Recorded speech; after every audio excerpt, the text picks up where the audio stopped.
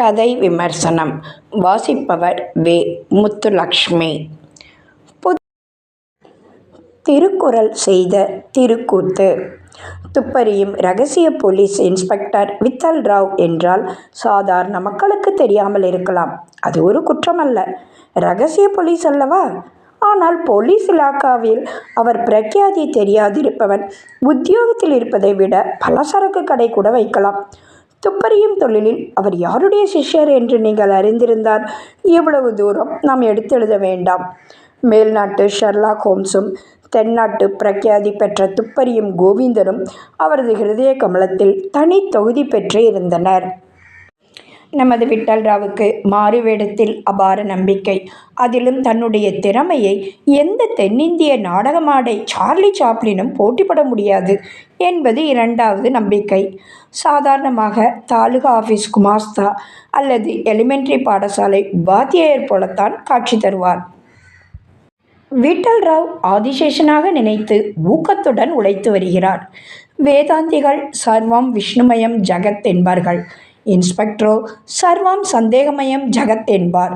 சிவப்பு புடவை முதல் சிவப்பு கழுத்துப்பட்ட ஈராக சதிக்கூட்ட அங்கத்தினர்களின் சின்னமாகவே அவர் கருதினார். சாயங்காலம் 5 அல்லது 5:30 மணி இருக்கலாம். இரகசிய police inspector Vithal Rao police superintendent துரை பங்களாவை நோக்கி தன் வழக்கப்படி செய்யும் புண்ணிய கஷேத்திர யாத்திரையை நடத்தி கொண்டிருந்தார். சாயங்கால நேரம். வெளிச்சம் அதிகமாக இல்லை. கண்ணு கட்டிய தூரம் எல்லா திசையிலும் பார்த்தார். ஒரு மனித பிறவி கூட இல்லை. பிறகு பூமியில் எங்காவது வெடிகுண்டு ஏதேனும் ஒருவேளை மறைத்து வைக்கப்பட்டிருக்க கூடுமோ என்று கூர்ந்து கவனித்தார். அப்படி ஒன்றும் இல்லை. ஆனால் அவரது தீட்சணமான பார்வை ஒரு சிறு துண்டு காகிதத்தின் மீது சென்றது. உடனே பாய்ந்து சென்று வெகு ஜாக்கிரதையாக எடுத்தார். ஆஹா, என்ன ஆச்சரியம்! அது சிவப்பு இங்கில் எழுதப்பட்டிருந்தது. சாதாரண நோட்டு புத்தகத்திலிருந்து கிழிக்கப்பட்ட காகிதம்தான். எழுதப்பட்ட விஷயம்தான் அதிக சந்தேகத்தை உண்டு பண்ணியது. துப்பார்க்கு துப்பாய துப்பாக்கி, துப்பர்க்கு துப்பாய தூமழை என்று இருந்தது. கையெழுத்தையும் அதில் எழுதியிருந்த மாதிரியையும் பார்த்தால் சட்டசபை அங்கத்தினராகவோ அல்லது சென்னை சர்வகலா மாணவர்களாவது இருக்க வேண்டும் என்று யூகித்தார். ஆமாம், எழுதியவருக்கு புரட்சி எண்ணங்கள் முதிர்த்து பைத்தியம் பிடித்திருக்க வேண்டும். தப்பும் தவறுமாக துப்பாக்கி என்ற வார்த்தையை எழுதியிருக்கிறானே. மழை திடீரென்று வந்து அவரது எழுத்து வேலை தடைப்பட்டிருக்க வேண்டும். அதனால்தான் தூமழை என்று எழுதியிருக்க வேண்டும். வித்தல் ராவுக்கு ஒரு புரட்சிக்காரனுடைய வேலை என்பது உறுதியாயிற்று. ஒரே விதமான காலடி தடங்கள் முட்புதர்கள் நிறைந்த மைதானத்தை நோக்கி ஒரு ஒற்றையடை தடத்தின் வலுவையாக செல்வதை கண்டார். அவற்றை அளந்து கொண்டு வெகு ஜாக்கிரதையாக ஞப்போல் வளை என்பதற்கு நடமாடும் மனித உதாரணமாக சென்றார். பதுங்கி பதுங்கி சென்று ஒரு முட்புதரை நெருங்கினார். மறுபக்கத்தில் பிரசங்கம் செய்வது போல் ஒரு மனித குரல் கேட்க கிளைகளின் ஊடே முட்கள் கண்களில் குத்தாமல் நோக்கினார். 10-15 பேர் கூடிய ஒரு சிறு கூட்டத்தின் முன் சிவப்பு கழுத்துப்பட்டை அணிந்த ஒரு வாலிபன் உற்சாகமாக பிரசங்கம் செய்வது தெரிந்தது. சிவப்பு கழுத்துப்பட்டி, சதி ஆலோசனை கூட்டம். உடனே உடல் முழுவதும் வியர்த்தது. புரட்சிக்காரருக்கும் நமக்கும் 4 அடி தூரம்தான் இருக்கும் என்றால் யாருக்குத்தான் வியர்க்காது? இக்கொடுமையை இனி பொறுக்க மாட்டோம், நாளைக்கு தீர்மானமாக என்ற பிரசங்கியாரின் வார்த்தைகள் ஆமாம் ஆமாம், நாளைக்கு கட்டாயமாக என்று வார்த்தைகளுடன் சபையோரின் கரகோஷத்தினிடையே மறைந்தது. விட்டல் ராவின் மனக்கண் முன் இரகசிய போலீஸ் நிபுணர் கொலை என்ற பத்திரிகை தலையங்கங்கள் முதல் உபகார சம்பளம் பெறும் தன் விதவையான மனைவி வரை சினிமா படம் போல் தோன்றி மறையலாயின.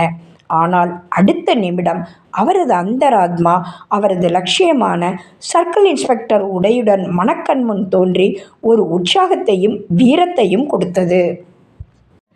இப்பொழுது தலைவனை கூர்ந்து கவனித்தார். தனக்கு உளவு கொடுத்த சிறு துண்டு கடிதத்தை எழுதியது அவனாகத்தான் இருக்க வேண்டும். அவனது காலடி தடத்தை பார்த்தால் கூட தான் முன்பு பார்த்த தடத்தையே ஒத்திருந்தது. சபை கலைந்தது. புரட்சித் தலைவர் என்று சொல்லப்பட்டவர் எவ்வளவு கம்பீரமாக கடிகாரத்தை பார்க்க முடியுமோ அவ்வளவு கம்பீரமாக பார்த்துவிட்டு திடீரென்று ஒருவனை நோக்கி, ஷங்கர், நீ அங்கே நின்று பண்டிதர் கிளாஸுக்கு போனதும் வந்து சொல் என்று அனுப்பினான். தனது புஸ்தகங்களுக்கு இடையே வைக்கப்பட்டிருந்த நீண்ட உரையை ஜாக்கிரதையாக திறந்து ஒரு பத்திரம் போன்ற கடிதாசை மிகவும் ஊக்கமாக வாசித்து கொண்டிருந்தார். உரையில் மாணவர் வீர சுதந்திரம் என்று பெரியதாக எழுதப்பட்டிருந்தது.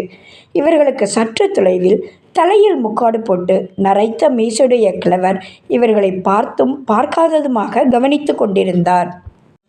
ஷங்கர் அவர் போய்விட்டார் என்று தலைதிரிக்க ஓடி வந்து சொன்னான். உடனே எல்லோரும் புரட்சி தலைவருக்கு பின் வரிசையாக வந்து நின்றார்கள். சிவப்பு கழுத்துப்பட்டை, வண்ணானை நெடுநாளாக ஏமாற்றி கொண்டிருக்கும் கருப்பு கதர் சட்டை, ஒரு மல்வேஷ்டி நம் புரட்சி தலைவரது தேகத்தை அலங்கரித்தன. எல்லோரும் தலைவனை தொடர்ந்தனர். ஊர்வலம் வகுப்பின் கதவு வரை போய் நின்றதும் புரட்சி தலைவர் மிகவும் கம்பீரமாக அறைக்குள் பிரவேசித்து சென்றார். தனது கையிலிருந்த நீண்ட உரையை பண்டிதர் அருகிலிருந்த மேஜையின் மேல் அனாவசியமாக வீசி எறிந்துவிட்டு வெளியே வந்தார். மாணவர்கள் மாணவர் வாழ்க, மாணவர் வாழ்க என்று கோஷித்தது. பண்டிதர் பத்திரத்தை பிரித்து வாசித்து பார்த்தால் அதில் பின்வருமாறு எழுதியிருந்தது. மாணவர் சுதந்திர பத்திரம்.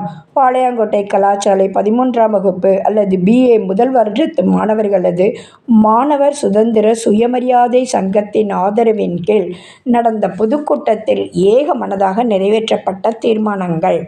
1. மாணவர் சுயமரியாதைக்கு இழுக்காக அநாகரிகமாக மனிதத்தன்மையற்ற கொடூர முறையில் பண்டிதர் நடப்பதை வெறுத்து கண்டிக்கிறது. மாணவர்கள் தொன்று தொட்டு வந்த உரிமைகளை மறுபடியும் வலியுறுத்துகிறது. தண்டம் வசூலிக்கும் கோழைத்தனமான செய்கையை தனது முழு ஆத்ம பலத்துடன் கண்டிக்கிறது. இத்தியாதி இத்தியாதி என்றெழுதி மாணவர் வாழ்க, மாணவர் வெல்க, மாணவர் சுதந்திர சுயமரியாதை சங்கம் என்று எழுதியிருந்தது. பண்டிதரும் பிரின்ஸ்பாலும் மாணவர்களை அணுகினார்கள். பிரின்ஸ்பால் ஆங்கிலத்தில், நடேசா, இங்கே வா என்று அந்த புரட்சித் தலைவனை அழைத்தார். நடேசன் தனது வீரர்களுக்கு கண்களினால் சமிக்கை செய்துவிட்டு கம்பீரமாக நடந்து சென்று தனது பூர்ண சுதந்திரத்தை பிரின்ஸ்பால் முன்னும் நிலைநாட்ட பயப்பட மாட்டான் என்பதை காண்பிக்குமாறு தனது துருத்தி கொண்டிருந்த பையில் கையை போட்டார். அடப்பாவி, என்ன செய்யப் போகிறாய் என்று கத்திக்கொண்டே அங்கிருந்த கிழவர் நடேசன் மீது பாய்ந்து அந்த கையை எட்டி பிடித்து வெளியே இழுக்க முயன்றார். நடேசனோ முடியாது என்று பையில் வைத்த கையை எடுக்காமல் இருந்தான். கிழவரோ தனது பிடிக்கும் திறமையில் உடும்பின் உடன்பிறந்த சகோதரன் போல காணப்பட்டார். நடேசன் இதை மாணவர் சுதந்திர சுயமரியாதை சங்கத்தின் குருஷேத்திரமாக எண்ணினான். வித்தல்ராவ் இதை பிரிட்டிஷ் சாம்ராஜ்யத்தை நிலைநாட்டும் 2வது பிளாசி யுத்தமாக மதித்தார். வீர யுத்தத்தை கண்ட மாணவர்கள் மாணவர் வெல்க, நடேசனுக்கு ஜே என்று கோஷித்து உற்சாகமூட்டினார்கள். பிரின்ஸ்பாலுக்கும் பண்டிதருக்கும் என்ன செய்வதென்றே தெரியவில்லை. கிழவர் திடீரென தந்திரத்தை மாற்றி குஸ்தி திறமையால் வாலிபனின் கையை அப்படி இப்படி திமிர விடாமல் பிடித்து கொண்டார். அந்தோ அன்று மாணவ சூசு சங்கத்தின் தோல்வியாகவும் பிரிட்டிஷ் சாம்ராஜ்யத்தின் வெற்றியாகவும் போர் முடிந்தது. கிழவனானாலும் சிங்கத்தின் தைரியத்தை படைத்த வெற்றி வீரனைக் கண்டு யாவரும் சித்திர பதுமை போல் நின்றனர். இடது கையால் நடேசனை பிடித்து இறுக்கிக் கொண்டு மிகுந்த கம்பீரமாக தனது வலது கையால் வெள்ளைக்காரர் தொப்பியை எடுக்கும் பாவனையாக பொய் மீசையை எடுத்துவிட்டு, நான் தான் வித்தல்ராவ் CID என்று பிரின்ஸ்பாலுக்கு தன்னுடைய சுய உருவை காட்டினார். காரியம் என்னதென்று விளங்காவிட்டாலும் பிரின்ஸ்பாலுக்கு வித்தல்ராவின் நாடகத் திறமை போற்றாமல் இருக்க முடியவில்லை. அவர் உடனே, உமக்கு எனது மாணவருடன் என்ன வேலை என்றார்.